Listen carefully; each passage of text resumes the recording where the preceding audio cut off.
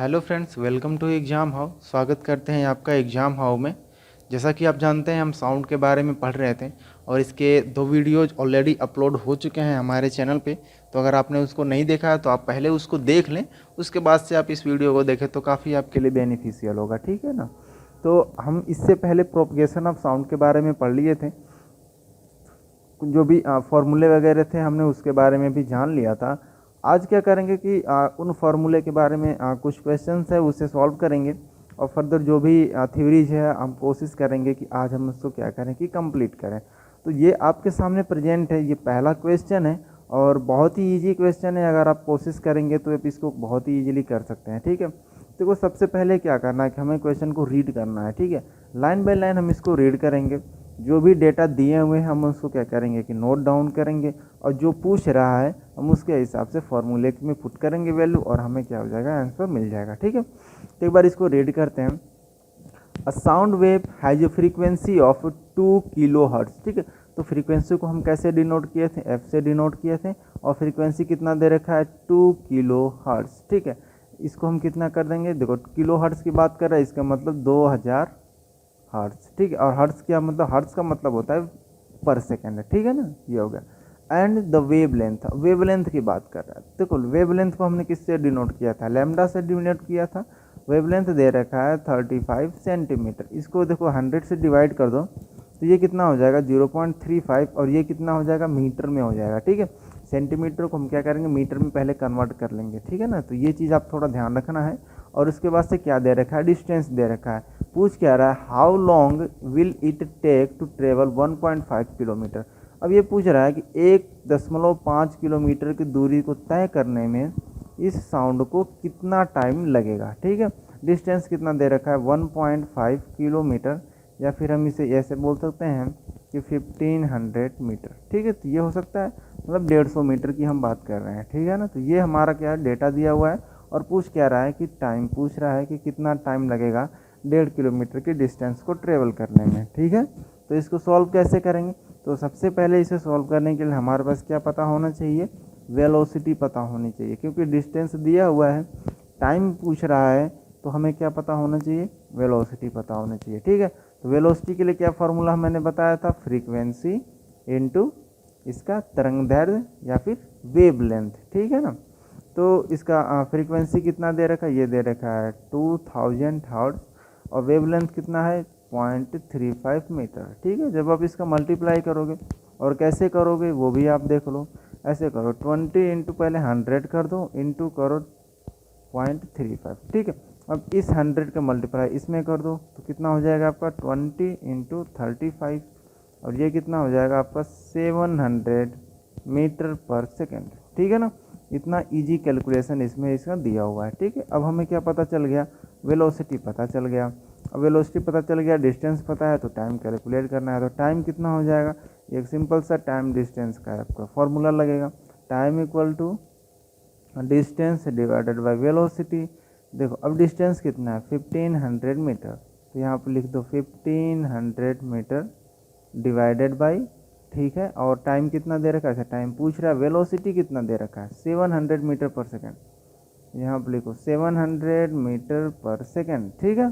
तो ये कितना, जीरो से जीरो दोनों कट हो जाएगा। अब ये आप सॉल्व करोगे तो अप्रोक्स आ जाएगा 2.1 कितना आ जाएगा सेकेंड, ठीक है। तो इस तरीके से हम इसको क्या करेंगे कि इस क्वेश्चन को हम क्या करेंगे, सॉल्व करेंगे। इस तरीके के जितने भी क्वेश्चंस आते हैं आपको बस इतना याद रखना है कि वेलोसिटी हम कैसे कैलकुलेट करेंगे। तो वेलोसिटी के लिए हमें क्या करना होगा, ये वाला जो मैंने आपको फार्मूला बताया है ये आपको याद होना चाहिए और इससे पहले वाले वीडियो में भी हमने इसके बारे में डिस्कस कर चुके हैं, ठीक है। तो वेल नोन आपको ये फार्मूले याद होने चाहिए। आप याद भी करने की खास ज़रूरत नहीं है, बस आपको देखो मैं याद करने का एक सिंपल सा तरीका बताता हूँ। वेलोसिटी का देखो फॉर्मूला क्या होता है, मीटर पर सेकेंड होता है, ठीक है। मतलब आप ऐसे लिख लो, मीटर पर सेकेंड ऐसे लिखो, मीटर डिवाइडेड बाय सेकेंड होता है, ठीक है। अब देखो हर्ट्ज को हम क्या लिख सकते हैं, हर्ट्ज को हम ऐसे लिख सकते हैं 2000 पर सेकेंड, ठीक है। पर सेकेंड हम इसको ऐसे लिख सकते हैं। अगर हम इसे मल्टीप्लाई कर दें किसका, मीटर का, मीटर का मतलब क्या होगा, वेव लेंथ का, तो ये मीटर पर सेकेंड हो जाएगा। तो इसका मतलब जो वेलोसिटी का फॉर्मूला होता है वो क्या होगा, आप फ्रीक्वेंसी में वेव लेंथ का मल्टीप्लाई कर दोगे तो आपको क्या मिल जाएगा, वेलोसिटी मिल जाएगा, ठीक है। अब वेलोसिटी मिल गई तो डिस्टेंस निकालना, टाइम कैलकुलेट करना, ये दोनों चीज़ें क्या हो जाएंगी, बहुत ही ईजी हो जाएंगी और आप इसको बहुत ही ईजिली कर सकते हो। ठीक है, अब नेक्स्ट मूव करते हैं, देखते हैं नेक्स्ट क्या है। अब इसमें देखो थोड़ा सा आपके जो सिलेबस में दिया हुआ इंटेंसिटी ऑफ साउंड है, और डोंट बी कन्फ्यूज कि लाउडनेस वगैरह के बारे में आप इसमें कन्फ्यूज मत होना। वो हमने आपको प्रोपगेशन ऑफ साउंड में बहुत ही अच्छे से बता रखा है कि लाउडनेस क्या होता है, पिच वगैरह के बारे में हमने बहुत ही अच्छे से बता रखा है। ठीक है, देखो इंटेंसिटी ऑफ साउंड का यहाँ पे एक स्पेसिफिक डेफिनीशन है जो आपके सामने है, और इंटेंसिटी ऑफ साउंड का जो भी डेफिनीशन है वो क्या है, the amount of sound energy passing each second throat unit area is called the intensity. ठीक है, अब देखो इसको समझते हैं। मान लेते हैं ये क्या है, कोई एरिया है, कोई सा भी एरिया है। ठीक है, इस तरीके से हमने इसको ड्रॉ कर दिया। ये कोई एरिया हमें नहीं पता क्या है, लेकिन एरिया है। ठीक, कोई सा एरिया। अब ये साउंड है। ठीक है, ये क्या है कि साउंड है। अगर ये एक सेकेंड में इसको जितना पार कर जाएगा, ये जो एरिया है, इस एरिया को एक सेकेंड में जितना साउंड पार कर जाएगा, ठीक है, वही क्या होगा, उसकी उस साउंड की इंटेंसिटी होगी। ठीक है, उस साउंड की क्या होगी, इंटेंसिटी होगी। ठीक है, तो इसलिए हम उसको क्या बोलते हैं, ठीक है, throat the unit area is called the intensity of sound. ठीक है, तो आप जो भी लाउडनेस वगैरह है, पिच वगैरह में कंफ्यूज मत करना, ये एक अलग चीज़ है। ठीक है, इंटेंसिटी ऑफ साउंड जो आपके आपके डेफिनेशन से देख रहे हो, the amount of energy passing each second throat unit area is called the intensity of sound. और ये जो यूनिट एरिया का मतलब है, जैसे 1 मीटर स्क्वायर हो गया। ठीक है, इस तरीके से यूनिट एरिया इसी को बोलते हैं।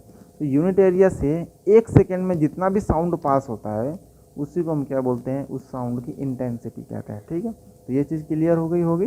ठीक है, आगे बढ़ते हैं, और आगे आप देख लो speed of sound in different media. अब देखो इस चीज़ को समझने के लिए मैं एक छोटा सा एग्जांपल आपको एग्जांपल लेकर के मैं आपको समझाता हूँ कि जैसे अगर आप एक बहुत ही प्लेन सी सड़क है और आप उस पर दौड़ रहे हो, तो जाहिर सी बात है कि एक प्लेन सड़क है तो आप दौड़ोगे तो आपकी स्पीड क्या होगी, ज़्यादा होगी। लेकिन अगर मैं आपसे ये कहूँ कि सड़क पे ढेर सारा पानी लगा हुआ है, ढेर सारा पानी मतलब कि आपके घुटने तक पानी लगा हुआ है, तो क्या आप उस सड़क पे उसी वेलोसिटी से दौड़ सकते हो? तो आपका क्या जवाब होगा, नहीं, हम उस सड़क पे उस वेलोसिटी से नहीं दौड़ सकते। क्या हो जाएगा, हमारी वेलोसिटी कम हो जाएगी। ठीक है, पानी की वजह से, जो भी वहाँ पे पानी लगा हुआ है। तो ठीक देखो, यही फिनोमिना जो होता है वर्क करता है साउंड पे। ठीक है, यही फिनोमिना, सेम फिनोमिना। अब इसमें क्या है कि अलग अलग मीडिया, जो भी अलग अलग, ठीक है, जो मीडिया होती है उसमें साउंड की जो वेलोसिटी होती है वो अलग अलग होती है। जैसे कि एयर में साउंड की वेलोसिटी कुछ और होगी, वाटर में साउंड की वेलोसिटी कुछ और होगी, सॉलिड में साउंड की वेलोसिटी कुछ और होगी। तो इस तरीके से क्या होता है कि अलग अलग मीडिया में ये क्या करता है कि डिपेंड करता है। ठीक है, तो अब देख लेते हैं यहाँ पे क्या है, the speed of sound depend on the property of the medium through which it travel. ठीक है, यही चीज़ मैंने आपको बताया। सेकेंड पॉइंट कह रहा है the speed of sound in medium depend on the temperature of the medium. ठीक है, अब देखो दूसरी चीज़ ये भी है कि टेम्परेचर पे भी डिपेंड कर रहा है। ठीक है, टेम्परेचर पे भी क्या होता है कि ये डिपेंड कर रहा है। तो मीडिया के जो प्रॉपर्टीज़ हैं उस पर भी डिपेंड कर रहा है, जैसे कि सॉलिड है या लिक्विड है या गैस है, उस पर तो ये डिपेंड कर ही रहा है। ऊपर से उसके जो टेम्परेचर है वो उस पर भी वेरी करेगा, उस पर भी डिपेंड कर रहा है। मतलब अगर सॉलिड है तो सॉलिड का टेम्परेचर ज़्यादा है या कम है ना, इसमें भी क्या हो जाएगा अंतर। जैसे कि कोई सॉलिड ले लेते हैं और उसमें अगर 300 मीटर पर सेकेंड अगर वो मान लो ठंडा है, जैसे कि वो 10 डिग्री सेंटीग्रेड पे है, तो उसमें साउंड की वेलोसिटी अगर मान लो कि 300 मीटर पर सेकेंड है, तो उसमें अगर हम थोड़ा सा अगर उसमें टेम्परेचर में वेरिएशन कर, जैसे कि हमने 20 से 30 डिग्री कर दिया, तो वेलोसिटी क्या हो जाएगी, इंक्रीज हो जाएगी। ठीक है, तो यही ये कह रहा है the speed of sound decrease when we go from solid to gaseous state. अब देखो इस पॉइंट को कहने का क्या मतलब है कि सबसे ज़्यादा, ठीक है, अब ये क्या, decrease when we go from solid to gaseous state, कि जो सबसे ज़्यादा अगर स्पीड होती है तो देखो सॉलिड में होती है। ठीक है, सॉलिड में साउंड की स्पीड सबसे ज़्यादा होती है। ठीक है, फिर किस में होती है, लिक्विड में होती है, फिर किस में होती है, लिक्विड में होती है, और सबसे कम किस में होती है, गैस में होती है। ठीक है, तो इसमें देखो मैक्सिमम होती है साउंड की स्पीड और इसमें क्या होती है, मिनिमम होती है। ठीक है, तो ये चीज़ याद रखना, कोई एग्जामिनेशन पॉइंट ऑफ व्यू से ये काफ़ी इंपॉर्टेंट है ये। ठीक है ना, तो ये चीज़ याद रखना कि सॉलिड में सबसे ज़्यादा साउंड की स्पीड होती है, लिक्विड में थोड़ा कम होती है, गैस में क्या होती है, सबसे कम होती है, ठीक है ना। तो ये चीज़ को थोड़ा सा ध्यान रखना, और ये काफ़ी इंपॉर्टेंट चीज़ है, ये जनरल नॉलेज के लिए भी आपको पता होना चाहिए। नेक्स्ट वाला जो पॉइंट है वो क्या कह रहा है, in any medium as we increase the temperature the speed of sound increases. अब ये कह रहा है कि जैसे कि सॉलिड है, सॉलिड में अगर हमने टेम्परेचर को इंक्रीज किया, ठीक है, सॉलिड में अगर हमने टेम्परेचर को इंक्रीज किया तो इसमें जो साउंड की स्पीड है ना वो भी क्या हो जाएगी, इंक्रीज हो जाएगी। मतलब कि अगर मान लो कोई सॉलिड है, कोई भी सॉलिड है, जैसे कि हमने मान लेते एक ये सॉलिड हमने ले लिया, ठीक है, इसका टेम्परेचर हमने ले लिया, कितना ले लिया, इसका 20 डिग्री सेंटीग्रेड, और एक हमने दूसरा सॉलिड ले लिया, दूसरा मतलब कि सेम होना चाहिए, जैसे कि मान लो ये आयरन है और ये भी आयरन है, ठीक है, ये 20 डिग्री सेंटीग्रेड है और ये 50 डिग्री सेंटीग्रेड है। अगर इसमें वेलोसिटी मान लो कि 300 मीटर पर सेकेंड है तो इसमें कितनी हो जाएगी, ज़्यादा होगी, कितना मान लो कि 350 होगी, ठीक, 350, जरूरी नहीं है कि 350 होगी, लेकिन इस वाले से तो ज़्यादा होगी, ठीक, इस वाले से कितना होगा, ज़्यादा होगा। तो ये वाला जो पॉइंट है, जो लास्ट वाला पॉइंट देख रहे हो, इन एनी मीडियम, किसी भी मीडियम में, as we increase the temperature, जैसे कि हम टेम्परेचर को बढ़ाते हैं, the speed of sound increase, तो साउंड की स्पीड क्या होती है, इंक्रीज होने लगती है, ठीक है। अब गैस में भी सेम फिनोमेना होता है, लिक्विड में भी सेम फिनोमेना होता है। अब जैसे गैस की अगर हम बात करें तो आप देखोगे कि जाड़े में और गर्मियों में दोनों में क्या होता है कि साउंड की जो वेलोसिटी होती है उसमें क्या हो जाएगा, आपको अंतर दिखेगा। ये चीज़ें आपको अंतर दिखेंगे अगर आप कभी भी जाड़े में कंपेयर करना, अगर आप कहीं चिल्लाते हो या फिर किसी को आवाज़ देते हो और फिर आप गर्मियों में भी ऐसे ही आवाज़ दो किसी को, तो उसमें क्या हो जाएगा कि पता चलता है कि हाँ क्या वेरिएशन हो रहा है, ठीक है ना, साउंड में। ये प्रैक्टिकल है, आप खुद से करके देखो तो आप क्या करोगे, आप इस चीज़ को बहुत ही बेहतरीन तरीके से समझ सकते हैं कि ये कैसे वर्क करता है, ठीक है। सब कुछ देखो, साइंस क्या है या फिर फिजिक्स क्या है, सब कुछ ये प्रैक्टिकल है, ठीक है। कुछ भी ऐसा नहीं है जो कि एक हाइपोथेसिस है, आप प्रैक्टिकली इस चीज़ को कर सकते हैं। और ये तो आपका मतलब आप जनरली कभी भी इसे चाहो तो आप कर सकते हो, ठीक है ना, कभी भी आप इसे कर सकते हो, कोई रेस्ट्रिक्शन नहीं है, आप कभी भी इस चीज़ को करके आप क्या कर सकते हैं कि देख सकते हैं ये चीज़ें कैसी वेरी करती हैं, ठीक है।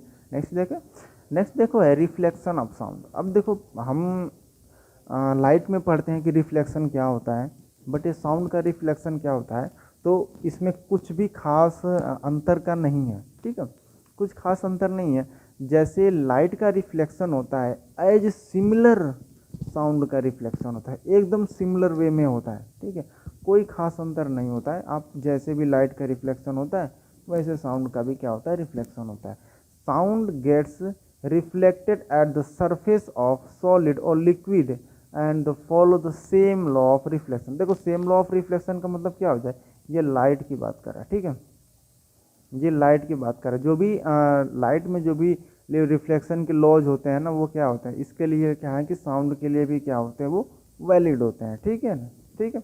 तो अब देखो दूसरा पॉइंट क्या कह रहा है, दूसरा पॉइंट कह रहा है the direction in which the sound is incident and is reflected make angles with the normal to the reflecting surface at the point of incidence and the three are in the same plane. देखो थोड़ा सा इसे समझने में तुम्हें दिक्कत हो रही होगी, बट मैं इसको आपको थोड़ा सा एक एग्जांपल लेकर के समझा देता हूँ, ठीक है, बहुत ही क्लियर जाएगा। तो ये देखो ये कोई सरफेस है, ठीक है ना, कोई सरफेस है, और ये हम इस तरीके से इस पर क्या करते हैं, एक हमने नॉर्मल को ड्रॉ कर दिया, कोई भी एक साउंड वेव है जो इस तरीके से आ रही है, ठीक है, कोई भी क्या एक साउंड वेव है इस तरीके से आ रही है, तो अब वो रिफ्लेक्ट होने के बाद से ना वो इस तरीके से चली जाएगी, ठीक है।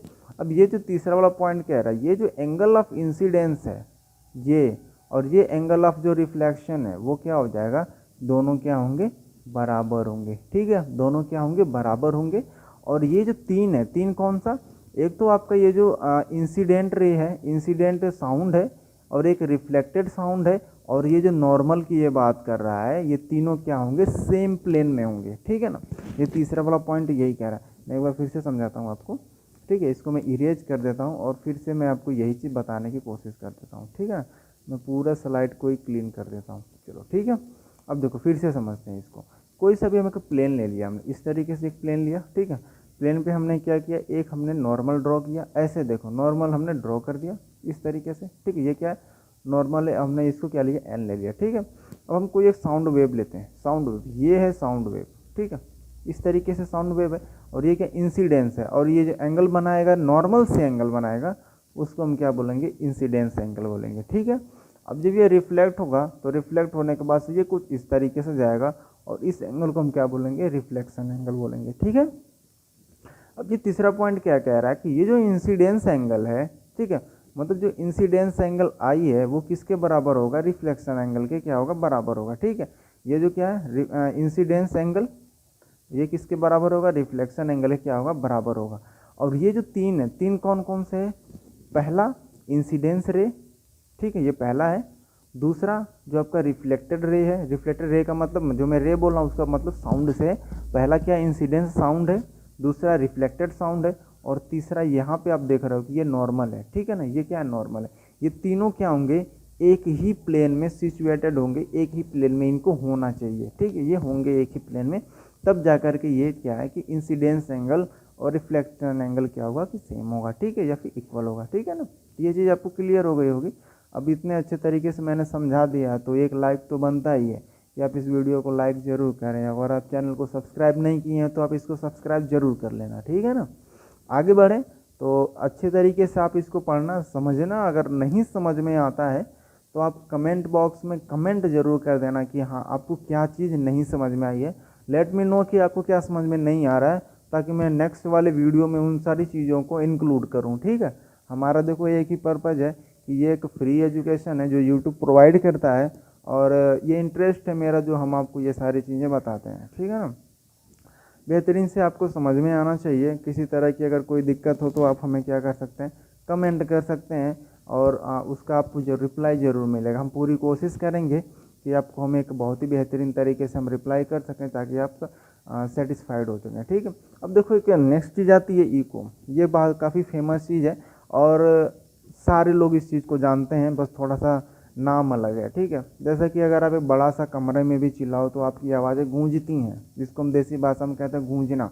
ठीक है, मतलब अगर आपने अपना नाम लेकर चिल्लाया तो वो चीज़ क्या होती है, वो आपका नाम बार बार से आवाज़ आपको सुनाई देती है। ठीक है, तो वो जो बार बार से सुनाई देती है ना, बस उसी को ईको बोलते हैं। उसी को हम क्या बोलते हैं, साइंस की भाषा में ईको बोलते हैं। ठीक है, एक और एग्जांपल, जैसे कि लोग हिल स्टेशन पे जाते हैं, बड़ी ऊंची ऊंची पहाड़ियों में जाते हैं, और वहाँ पे क्या करते हैं, ऊंची चोटी पे जा कर के, जो कि एक इको स्टेशन के नाम से जाना जाता है, वहाँ पे जो भी है अच्छे चिल्लाते हैं, अपना नाम लेते हैं, और फिर क्या होता है, वो हिल स्टेशन में जब पहाड़ियों से उनको उन्हीं की आवाज़ वापस सुनाई देती है। ठीक है ना, ये चीज़ क्लियर है, उनको क्या होती है, वही चीज़ वापस सुनाई देती है। बट ये क्या है कि कोई भी है जो पढ़ा लिखा नहीं है, वो गया वहाँ पे चिल्ला रहा है, चीख रहा है, उसको आवाज़ सुनाई दे रही है, उसे नहीं पता इको क्या होता है, बस वो अपने मजे ले रहा है। ठीक है, बट हमें क्या, हमें ये समझना है, हम साइंस के स्टूडेंट हैं तो हमें ये जानना होगा कि ये चीज़ें होती कैसी हैं। ठीक है, तो आइए और इस चीज़ के बारे में भी देखते हैं। ये पहला पॉइंट क्या कह रहा है, the sensation of sound persist in our brain for about 0.1 second. ठीक है, देखो ये जो पहला पॉइंट है, इसका कहने का ये मतलब है कि जो भी साउंड है, अगर जो भी जैसे कि आपने चिल्लाया, आपने अपना नाम बोला, तो साउंड क्या होगा कि वापस पहले जाएगा और फिर वापस रिटर्न होके आएगा, तब आपको कानों में सुनाई देगा। उस दौरान जो डिफरेंस होना चाहिए ना टाइम का, वो 0.1 सेकेंड का होना चाहिए, नहीं तो आप समझ नहीं पाओगे कि इको हो रहा है। ठीक है ना, तो ये चीज़ को समझने के लिए ये आपके दिमाग को पता चलना चाहिए कि कैसे इको हो रहा है। ठीक है, आपके दिमाग को पता चलना चाहिए कि जो आपने कुछ चिल्लाया तो आपके दिमाग को पता है कि हाँ इसने अपना नाम चिल्लाया। जब वापस साउंड की वेव आपके कान के पास आएगा ना, तो वो मिनिमम जो टाइम होना चाहिए वो 0.1 सेकेंड का होना चाहिए, तब जा कर के आपको ब्रेन इस चीज़ को समझ सकेगा, नहीं तो आपको ब्रेन को पता ही नहीं चलेगा कि चल क्या रहा है। ठीक है, तो ये 0.1 सेकेंड काफ़ी इंपॉर्टेंट है। और जो भी अगर आप देखो, एक चीज़ मैं और आपको बता दूं कि अगर आप चाहते हैं कि हम क्विज कराएं, जैसे कि मल्टीपल चॉइस क्वेश्चंस आते हैं, ताकि आपको चीज़ें अच्छी तरीके से क्लियर हो जाए, अगर आप इंटरेस्टेड हो तो आप कमेंट बॉक्स में कमेंट करना, और हम आपको अगर आता है, आप लोगों में ज़्यादा अगर सपोर्ट प्रोवाइड होता है आप लोगों की तरफ से, तो इस चीज़ को भी हम स्टार्ट करेंगे। हम भी बहुत इंटरेस्टेड हैं, लेकिन आपको इंटरेस्ट होना बहुत ज़्यादा ज़रूरी है। ठीक है, मेरे इंटरेस्ट होने से कोई मतलब मायने नहीं रखता है, आपको इंटरेस्ट होना चाहिए कि मैं अगर वीडियो बनाऊं और मल्टीपल चॉइस क्वेश्चन हो, जैसे कि MCQ हो, और आप उसमें इंटरेस्ट ना लो तो इस चीज़ से कोई मतलब नहीं बनता है। ठीक है, अदरवाइज चीज़ें ऐसी चलती रहेंगी। नेक्स्ट पॉइंट कह रहा है, to hear a distinct echo the time interval between the original sound and the reflected sound. अब देखो यहाँ पे मान लो कि हिल स्टेशन या फिर कोई दीवार है मान लेते हैं, ठीक है, और यहाँ पे आप खड़े हो, ठीक है, यहाँ पे क्या आप खड़े हो और आपने चिल्लाया यहाँ पे, तो आपकी साउंड वेव यहाँ पे गई, ठीक है, रिटर्न होके ये क्या आ जाएगी, आपके पास कानों के पास आएगी। तो ये जाने और आने का जो टाइम का अंतर होना चाहिए ना, वो 0.1 सेकेंड का ही अंतर होना चाहिए, तब आपको क्या ये इको समझ में आएगा। अदरवाइज आप इको को समझ नहीं पाओगे कि वो इको हो रहा है, ठीक है। तो ये दूसरा वाला पॉइंट भी यही कह रहा है, इसमें कोई खास डिफरेंस नहीं है, ठीक है ना। तो ये 0.1 सेकेंड के बारे में ही बात कर रहे हैं, ठीक है। नेक्स्ट देखते हैं। अब देखो कि यहाँ पे ना एक क्वेश्चंस मैंने डाल रखा है, ये क्वेश्चंस बीच बीच में अब मैं इसीलिए डालता हूँ ताकि चीज़ें आपको समझ में आ जाए, बेहतरीन तरीके से ये चीज़ें आपको समझ में आ जाए। ये क्वेश्चन कह रहा है, a person clapped his hand near cliff and heard the echo after 2 second, what is the distance of the cliff from the person if the speed of sound is taken as 346 metre per second, ठीक है। चलो इस चीज़ को भी देख लेते हैं। देखो ये क्या कह रहा है, ये क्लिफ है मान लो, ठीक है, कोई भी है, पहाड़ी है, और यहाँ पे ना आप खड़े हो, ऐसे खड़े हो, आपने ज़ोर से चिल्लाया, ठीक है, मुस्कुराते हुए खड़े हो, आपने ज़ोर से चिल्लाया, जब चिल्लाओगे तो साउंड वेव ऐसे जाएंगी, ठीक है, ऐसे जाएंगी और वापस ऐसे आएंगी, ऐसे आएंगी। अब इधर नहीं चले जाएंगे, मतलब आपको सुनाई देगा, यहाँ पे आप में कान भी है, आप सुनोगे, ठीक है, इसको सुनोगे भी, ऐसे वापस आएंगे। अब ये क्या कह रहा है, a person clapped his hands near Cliff, अब मतलब चिल्लाया नहीं ना इसने, क्या किया कि क्लैप किया, मतलब ताली बजाया, ठीक है। And heard the echo after 2 second, अब देखो वो 2 सेकेंड बाद सुनता है, मतलब इसका क्या हुआ ना, ये समझो, जब वो 2 सेकेंड बाद सुनता है, इसका सिंपल सा मतलब ये हुआ कि जैसे उसने क्लैप किया टाइम स्टार्ट, ठीक है, ऐसे देखो, जैसे उसने क्लैप किया टाइम स्टार्ट, अब यहाँ से यहाँ तक इसकी रेज गई, रेज मतलब साउंड की वेव गई, और उसके बाद से फिर वापस इसके कानों तक आई।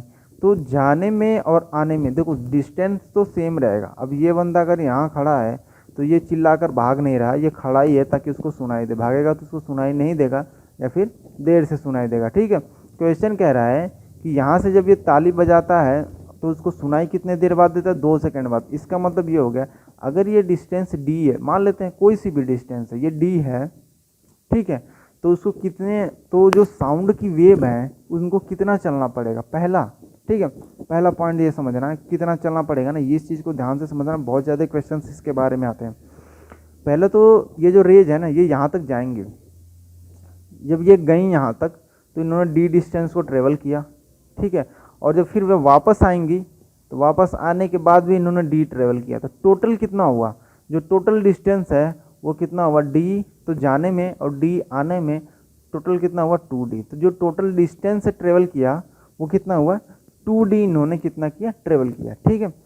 और कितना टाइम लगा, देखो टाइम भी दे रखा है, कितना टाइम लेगा 2 सेकेंड है, ठीक है, 2 सेकेंड लगा। What is the distance of cliff from the person if the speed of sound 346 metre per second दे रखा है, मतलब v की वैल्यू कितना दे रखा है 346 मीटर पर सेकेंड, ठीक है। ये चीज़ इसकी दे रखी है, हमें डिस्टेंस फाइंड करना। अब देखो साउंड की वेलोसिटी तो दे रखी है, तो वेलोसिटी इक्वल टू कितना हो जाए, डिस्टेंस डिवाइडेड बाय टाइम होता है, तो वेलोसिटी इक्वल टू कितना हो जाएगा आपका distance divided by time. Velocity कितनी है 346, डिस्टेंस इतना कितना क्या है 2D, और टाइम कितना है 2 सेकेंड, ठीक है। अब यहाँ पे देखो 2 से 2 ये कैंसिल हो गया, 2 से 2 क्या हुआ कैंसिल हो गया, तो डिस्टेंस कितना आ जाएगा, यहाँ पे लिख देता हूँ, थोड़ा स्पेस नहीं है, डिस्टेंस कितना हो जाएगा 346 मीटर, ठीक है, मतलब डिस्टेंस उतना ही रहेगा। तो ये आप इस चीज़ को थोड़ा समझ लेना कि ये 2D कैसे है, ठीक है। ये सबसे ज़्यादा इंपॉर्टेंट है कि साउंड जा भी रहा और आ भी रहा है तो कितना ट्रेवल करेगा, जाने में जितना दूरी लगेगा आने में भी उतना लगेगा, तो हमने इसको क्या किया 2 बार काउंट किया है, ठीक है, इसी वजह से किया है। नेक्स्ट बात करें, चलो नेक्स्ट अगर हम बात करें तो क्या दे रखा, the minimum distance of obstacle from the source of sound. देखो अगर आपको इको की हियरिंग करनी है, जैसे कि आप इको सुनना चाहते हैं, तो मिनिमम डिस्टेंस कितना होना चाहिए, अब हम उसके बारे में थोड़ा सा थ्योरेटिकली बात करेंगे, मिनिमम डिस्टेंस कितना होना चाहिए, ठीक है। चलो अब देखो मिनिमम डिस्टेंस अगर तुम्हें फाइंड करने हैं तो मान लेते हैं, ठीक है, मान लेते हैं कि जो साउंड है उसकी वेलोसिटी कितनी है, उसकी वेलोसिटी है 344 मीटर पर सेकेंड, ठीक है, कितने कितने टेम्परेचर एट मान लेते हैं 22 डिग्री सेंटीग्रेड। ठीक है, देखो टेम्परेचर हम बढ़ाएंगे तो वेलोसिटी बढ़ जाएगा, इसलिए इस चीज़ को बहुत ही स्पेसिफिक वे में समझना कि टेम्परेचर कितना दे रखा है, 22 डिग्री सेंटीग्रेड दे रखा है। ठीक है ना, चलो ये चीज़ हो गया। हमें क्या फाइंड करना है, डिस्टेंस फाइंड। कौन सी डिस्टेंस, जैसे कि यहाँ पे कोई भी है, कोई भी एक हिल स्टेशन है इस तरीके से, ठीक है, और आप यहाँ पे खड़े हो और आप चिल्ला रहे हो, ऐसे मुस्कुराते हुए आपने चिल्लाया, ऐसे और ऐसे करके साउंड वापस आ गया। ठीक है, ऐसे ऐसे साउंड वापस आ गया। अब देखो आपके बीच में और हिल स्टेशन के बीच में डिस्टेंस कितना है, ये जो हिल है इसके बीच में मान लो तो डी है, तो फिर वही है। तो अगर जाने में और आने में कितना टाइम लगेगा, अब मतलब कितना डिस्टेंस हो जाएगा, 2D हो जाएगा। मतलब जाने में भी अगर डी लगा, आने में भी डी लगेगा, तो कितना हो जाएगा 2D। तो ये जो टोटल डिस्टेंस कितना ट्रेवल करेगा साउंड, 2D करेगा। ठीक है, वेलोसिटी कितना दे रखा है, अब वेलोसिटी इक्वल टू कितना हो जाएगा, distance divided by time. Velocity कितना दे रखा, 344, डिस्टेंस कितना दे रखा है 2D। अब देखो टाइम का, अब हम यहाँ पे देखो बात कर रहे हैं कि मिनिमम डिस्टेंस कितना होना चाहिए। ठीक है, अगर आप इको साउंड सुनना चाहते हैं तो मिनिमम डिस्टेंस कितना होना चाहिए। अब फिर से हम इस वाले स्लाइड पे रिटर्न आते हैं, जहाँ पे देखो क्या दे रखा है, the sensation of sound persist in our brain for about 0.1 second. ठीक है, मतलब जो 0.1 सेकेंड है ना, ये मिनिमम टाइम है, इतना होना ही चाहिए, मस्ट है कि 0.1 सेकेंड हो। 0.1 सेकेंड से ज़्यादा भी हो सकता है तो कोई दिक्कत नहीं है, लेकिन 0.1 सेकेंड क्या होना चाहिए ना, मिनिमम होना चाहिए। ठीक है, अगर इससे कम हुआ तो तुम इको नहीं सुन सकते हो। तो 0.1 सेकेंड क्या हो जाएगा हमारा, यहीं पे यही टाइम हो जाएगा 0.1 सेकेंड। ठीक है, जब आप इसको कैलकुलेट करोगे तो कितना आ जाएगा, 17.2 मीटर हो जाएगा। तो ये आप थोड़ा सा इस रिजल्ट को याद रखना कि जो मिनिमम डिस्टेंस होना चाहिए कितना होना चाहिए, 17.2 मीटर होना चाहिए। किसके लिए, अगर आप ई को सुनना चाहते हैं तो। ठीक है, इससे कम होगा तो आप नहीं सुन पाओगे, दूर होगा तो ये डिपेंड करता है कि एटमॉस्फेयर का टेम्परेचर कितना है, और डिफरेंट डिफरेंट चीज़ें हैं जिस पे क्या करता है, ये चीज़ डिपेंड करता है। ठीक है, चलो नेक्स्ट चीज़ हम देखते हैं।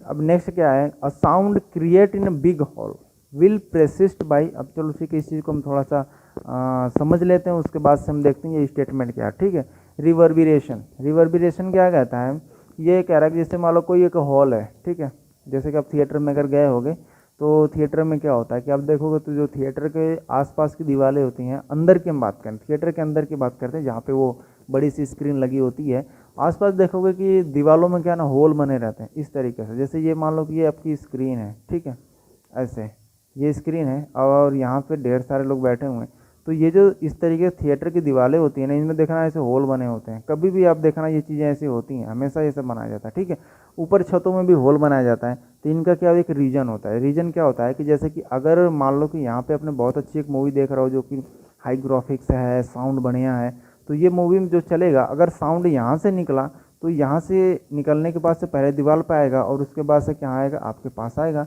या फिर डायरेक्ट भी आपके पास आ सकता है। ठीक है, तो आपको इको ना सुनाई दे। ऐसा ना हो कि जैसे कोई फिल्म में कोई डायलॉग है और उसने डायलॉग बोल दिया और वो आपको 10 बार सुनाई दे रहा है, तो फिल्म का मज़ा ख़राब हो जाएगा। ठीक है, तो वो आपको इको सुनाई ना दे, इस वजह से हम इस तरीके की चीज़ों को बनाते हैं। ठीक है, अब रिवर्बिरेशन क्या कहता है, रिवर्बिरेशन ये कहता है कि जो इको सुनाई देता है ना, वो क्या होता है कि एक बार सुनाई दिया, 2 बार सुनाई दिया, 3 बार सुनाई दिया, तो एक बार ऐसा आ जाता है कि सुनाई ही नहीं देता है। ठीक है, क्या होता है, सुनाई नहीं देता, मतलब कि वो जो एनर्जी होती है ना साउंड में, या फिर जो इको होता है, वो क्या होता है, जीरो हो जाता है। तो ये चीज़ें वही बता रही है। ठीक है, रिवर्बिरेशन यही है। अब देखो इस चीज़ को थोड़ा सा हम समझते हैं थ्योरेटिकली।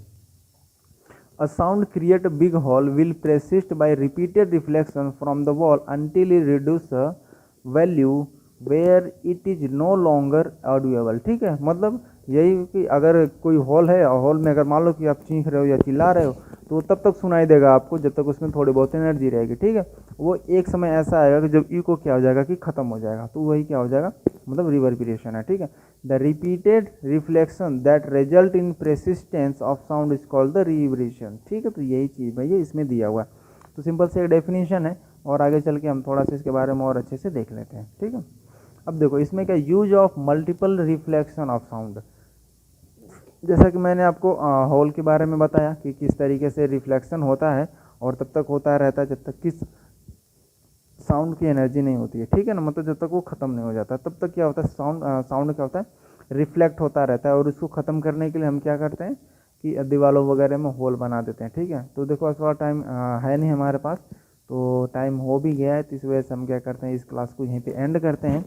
नेक्स्ट डे हम क्या करेंगे कि use of multiple reflection of sound को पढ़ेंगे, और उसके बाद से अगर टाइम मिला तो फिर क्वेश्चंस भी कल कर लेंगे, ठीक है ना। तो अगर आपको ये वीडियो पसंद आया तो फिर इसको लाइक ज़रूर कर देना, और अगर चैनल को सब्सक्राइब नहीं किया तो चैनल को सब्सक्राइब जरूर करना।